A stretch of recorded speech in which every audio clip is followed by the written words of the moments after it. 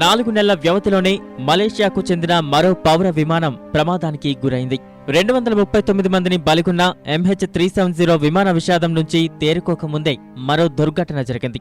Malaysia airlines కే చెందిన Boeing 777 విమానం MH17 Ukraine సరిహద్దులో క్షిపణి దాడికి గురై కుప్పకూలింది. ఉక్రెయిన్ రష్యా సరిహద్దుల్లో ఆధిపత్యం కోసం ఉక్రెయిన్ సైన్యంతో తలపడుతున్న తీవ్రవాదులు ఈ క్షిపణి దాడికి పాల్పడ్డారు. ఈ ప్రమాదంలో విమానంలో ప్రయాణిస్తున్న మొత్తం 298 మంది ప్రాణాలు కోల్పోయారు. వందలాది కుటుంబాల్లో పెను విషాదం నింపిన ఈ ఘటనతో యావత్ ప్రపంచం నివ్వెరపోయింది.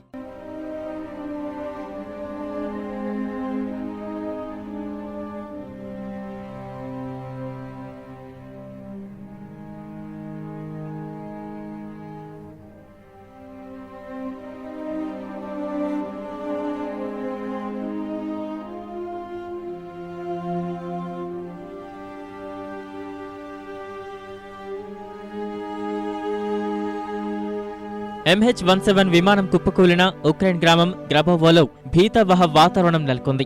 పేలుడు ధాటికి తునాతునకలైన విమానం తాలూకు శకలాలు 1 చదరపు కిలోమీటర్ మేర చెల్లాచెదురుగా పడ్డాయి.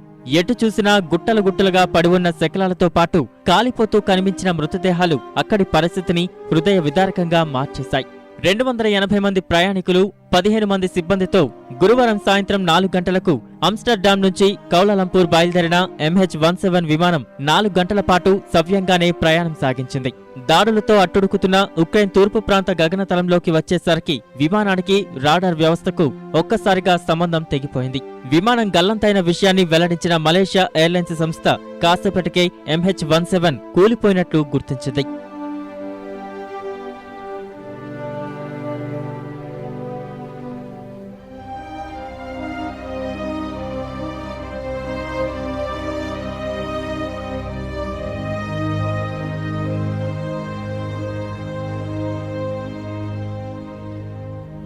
రష్యా సరిహద్దుకు 40 కిలోమీటర్ల దూరంలో ఉక్రెయిన్లోని డొనెస్క్ ప్రాంతంలో ప్రమాదం జరిగినట్లు ధృవీకరించింది.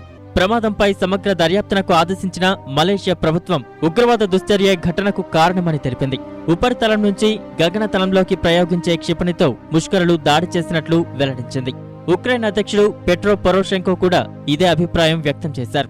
Я щойно завершив розмову з прем'єр-міністром Голландії, де висловив співчуття і від імені України запросив голландських фахівців і експертів до прозорого відкритого розслідування цього терористичного акту. Хочу звернути вашу увагу, що ми це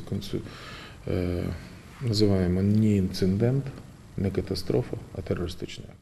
పెను విషాదం మిగిల్చిన ఈ ప్రమాదానికి క్రిమియా సంక్షోభమే కారణంగా కనిపిస్తోంది. రష్యా అనుకూల ఉగ్రవాదులు ఈ అంశంపై ఇప్పటికీ ఉక్రెయిన్ సైన్యంతో పోరాడుతూనే ఉన్నారు.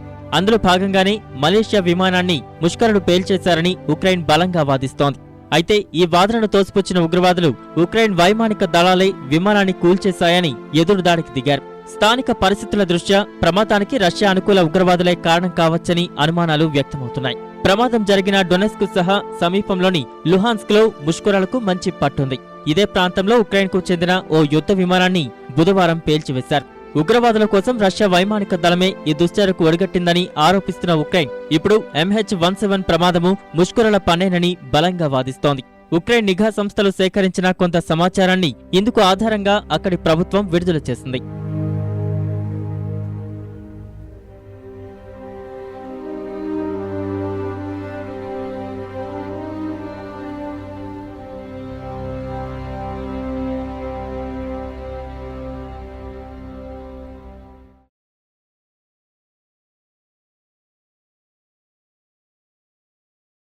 మలేషియా ఎయిర్లైన్స్ కి చెందిన MH370 విమానం గల్లంతై 239 మంది ప్రాణాలు పోయిన ఘటన నుంచి తేరుకోకముందే MH17 విమానం పేల్చివేతకు గురవడం ప్రపంచవ్యాప్తంగా విషాదాన్ని నింపింది. అకారణంగా అమాయకులు బలైపోవడంపై విచారం ప్రకటించిన అమెరికా ఉపాధ్యక్షుడు జో బిడెన్ ఉక్రెయిన్ అధ్యక్షుడు పెట్రో పోరోషెంకోతో మాట్లాడారు. సహాయక చర్యలు, ప్రమాదంపై దర్యాప్తునకు అవసరమైన సాయం అందించేందుకు సంసిద్ధత వ్యక్తం చేశారు. విమాన ప్రమాదం పట్ల అమెరికా అధ్యక్షుడు బరాక్ ఒబామా తీవ్ర దిగ్భ్రాంతి వ్యక్తం చేశారు.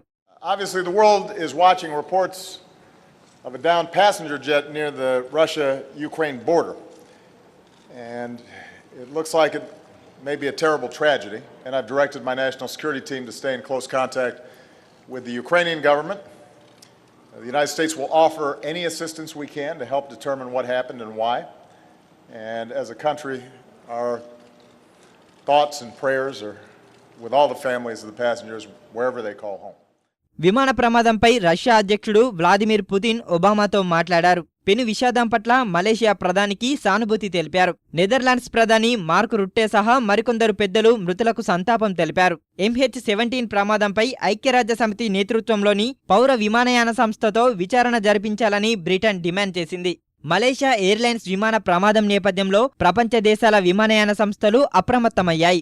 ఘర్షణ పూరిత వాతావరణం నెలకొన్న ప్రాంతాల గగనతలంలో ప్రయాణించరాదని నిర్ణయించాయి. అమెరికా, ఐరోపా వెళ్లేందుకు ప్రత్యామ్నాయ మార్గాలను వినియోగించుకోవాలని ఎయిర్ ఇండియా, జెట్ ఎయిర్వేస్ నిర్ణయించాయి.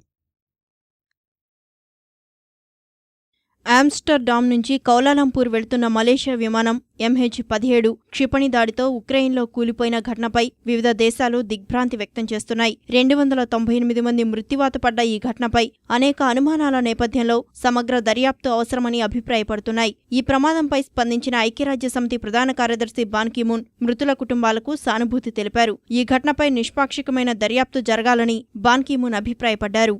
విమాన ప్రమాదంపై సమగ్ర దర్యాప్తు జరగాలని అమెరికా సైతం డిమాండ్ చేసింది. నిష్పాక్షికమైన సమగ్రమైన అంతర్జాతీయ దర్యాప్తుతోనే వాస్తవాలు వెలుగుచూస్తాయని అమెరికా వ్యాఖ్యానించింది. ఈ అంశంపై స్పందించిన శ్వేతభవన అధికార ప్రతినిధి జోష్ ఎర్నెస్ట్ విమానం కూలిన ఘటనలో 10 మందికి పైగా అమెరికా పౌరులు మృతి చెందారని చెప్పారు. రష్యా, ఉక్రెయిన్ మధ్య తీవ్ర విభేదాలు నెలకొన్న సమయంలో విమాన ప్రమాదానికి ఖచ్చితమైన కారణాల్ని వెతకాల్సి ఉందన్న ఆయన ఉక్రెయిన్తో ఉన్న విభేదాల పరిష్కారం కోసం రష్యాతో చర్చలు కొనసాగిస్తామని తెలిపారు. మలేషియా ఎయిర్లైన్స్కు చెందిన బోయింగ్ 777 విమానం MH17 గురువారం ఉక్రెయిన్ సరిహద్దులో క్షిపణి దాడికి గురై కుప్పకూలింది. ఉక్రెయిన్, రష్యా సరిహద్దుల్లో ఆధిపత్యం కోసం ఉక్రెయిన్ సైన్యంతో తలపడుతున్న తీవ్రవాదులే ఈ క్షిపణి దాడికి పాల్పడ్డారని తెలుస్తుండగా రష్యానే దాడికి కారణమని ఉక్రెయిన్ ఆరోపిస్తోంది. ఈ ప్రమాదంలో విమానంలో ప్రయాణిస్తున్న మొత్తం 298 మంది ప్రాణాలు కోల్పోయారు.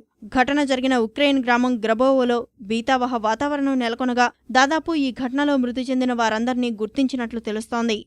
విమానం కూలిన ఘటనపై వివిధ దేశాలు దిగ్భ్రాంతి వ్యక్తం చేయగా భారత్ సైతం ఈ ప్రమాదంలో మృతుల కుటుంబాలకు ప్రగాఢ సానుభూతి ప్రకటించింది. మలేషియా విమానంలో మృతులకు సంతాపం తెలుపుతూ ట్వీట్ చేసిన ప్రధాని నరేంద్ర మోడీ వారి ఆత్మకు శాంతి చేకూరాలని ఆకాంక్షించారు.